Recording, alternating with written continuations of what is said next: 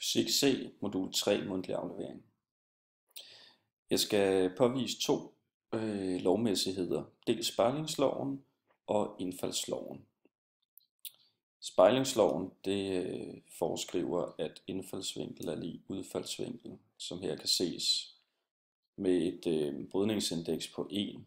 Der vil den komme med en indfaldsvinkel på 30 og en udfaldsvinkel på 30. Og det gør sig gældende hele vejen igennem.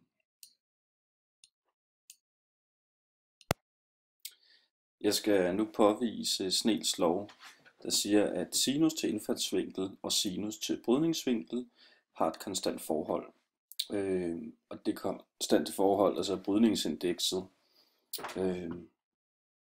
for luft, der er det så 1,0, og for vand i det her tilfælde er det 1,33. Hvis jeg sætter læseren til 30 grader, så kan man se, at brydningen den ligger på et par 20 grader, og udfaldsvinkelen er jo så stadig den samme, da det er 1.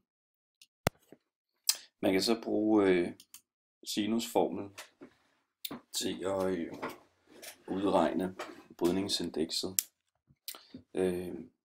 Som vi så før, så lå den på et par 20 grader. Det kan være lidt svært at se. Men hvis vi siger 21,16,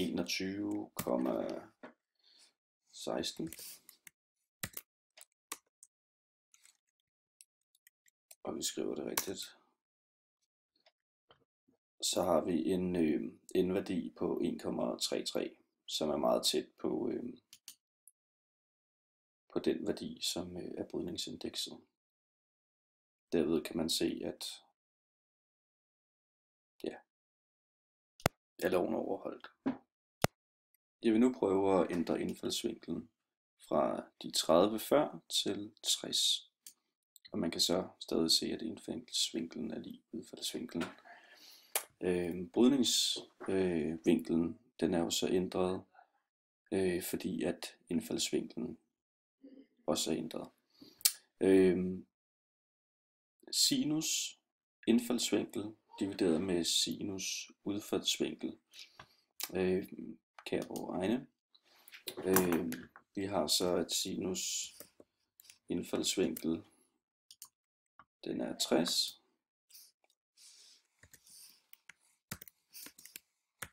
og sinus udfaldsvinkel er roughly 40.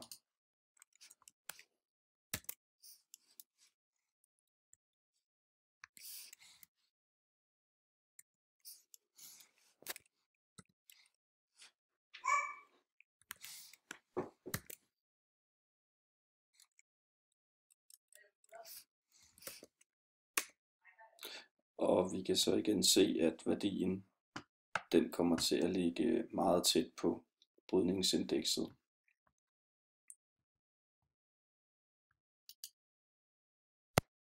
Jeg skal nu ændre materialet fra det øverste luft til at være glas, og fra vand til at være luft. Og der skal jeg så igen vise, at indfaldsvinkel er lig udfaldsvinkel. Man kan se her, at der ikke er nogen brydning, når man kommer så langt ned, eller så højt op i grader. Hvorimod at den begynder at komme her fra en 45-40 stykker. Så vi prøver at sætte den på 10 grader cirka. Så kan vi måle ud for den vinkel. Jeg starter med at sige 1 divideret med 1,5, og det er så det, der giver vores indværdi på de der 0,67.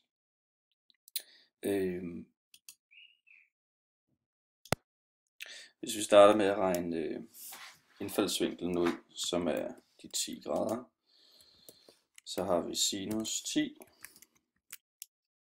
Det skal vi så dividere med sinus b, som er brydningsvinklen. Og den er så på de her 20 grader. 21 grader.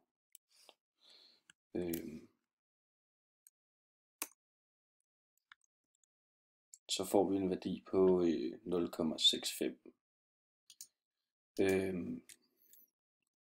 Og der kunne man jo så gøre det mere præcist ved at lægge flere decimaler på, og så kommer man op og få en afrendet værdi på de her 0,67 i brydning.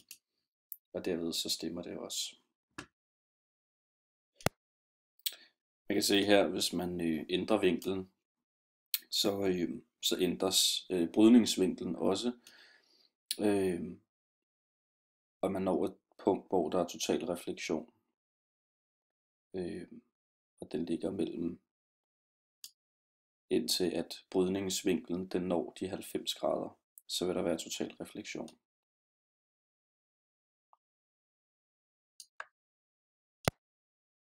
Total refleksion, det er når indfaldsvinkel og udfaldsvinkel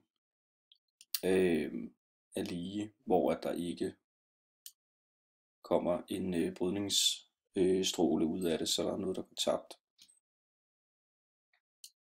Så vil der komme, som i et lyslederkabel, et spejl herop, som igen vil fortsætte denne vinkel, så den kommer til at zigzagge hele vejen gennem kablet, uden at der opstår en brydning i overfladen.